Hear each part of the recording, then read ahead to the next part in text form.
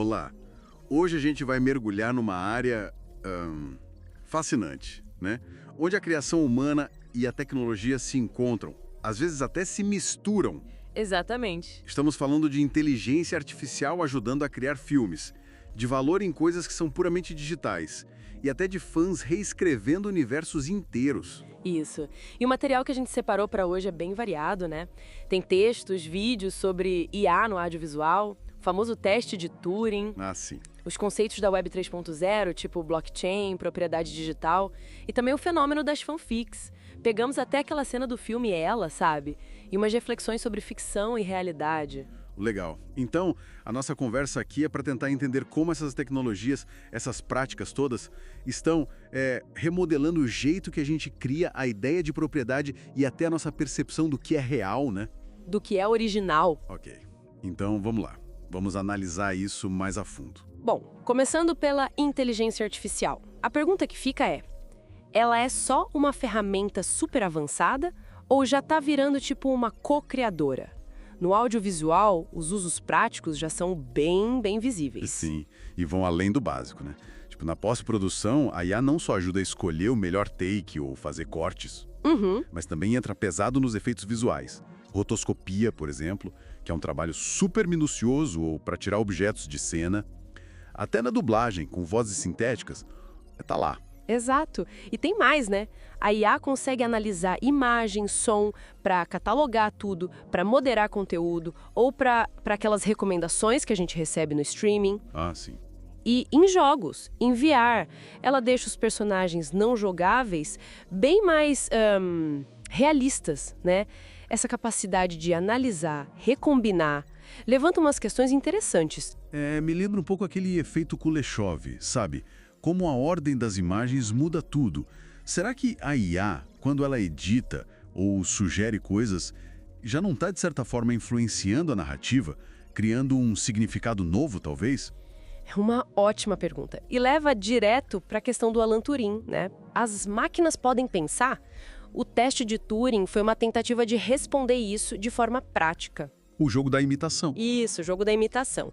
Se um computador consegue conversar e enganar um humano, fazendo ele achar que está falando com outra pessoa, bom, para Turing, isso seria um sinal de pensamento. O foco é no comportamento, na imitação. Tipo na cena de Ela. A Samantha, a IA, ela aprende, ela evolui, escolhe o nome, processa um livro em, sei lá, fração de segundo. Ela fala da habilidade de crescer através das experiências. Mas aí tem o contraponto, né?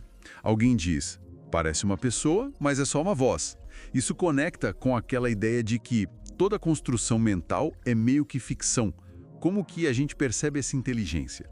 Exatamente. A gente acaba projetando, né, intenção, talvez até consciência, mesmo que o teste de Turing, na verdade, não meça a compreensão de verdade.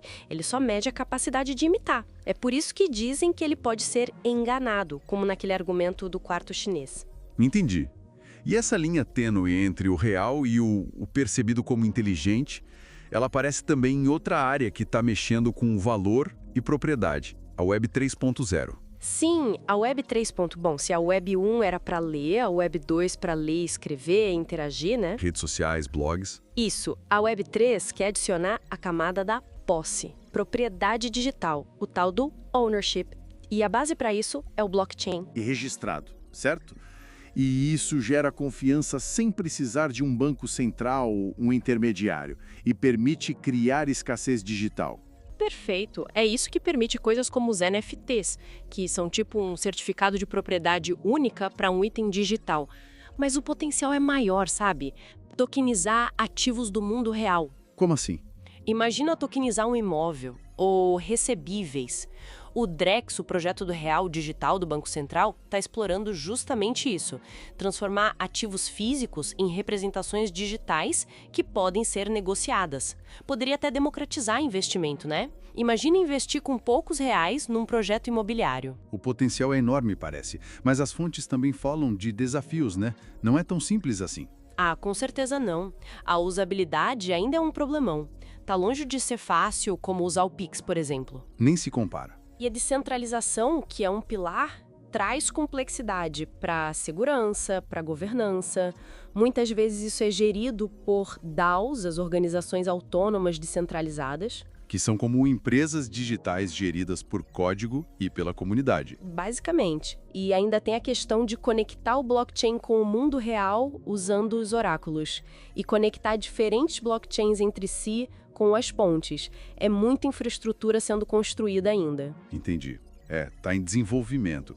E enquanto essa tecnologia toda avança, tem uma outra forma de criação digital bem mais orgânica, digamos assim, que já mexe com a ideia de originalidade faz tempo. As fanfics. Pois é, as fanfictions. Histórias que os fãs criam usando personagens, universos de obras que eles curtem. Star Trek, Harry Potter, Crepúsculo. A prática é antiga, mas a internet deu uma escala. Nossa. Plataformas como fanfiction.net, Archive of Our Own, o AO3. E o impacto cultural inegável, né? Cria comunidades super fortes, é um celeiro para novos escritores. Aquele caso de 50 Tons de Cinza que nasceu como fanfic de Crepúsculo.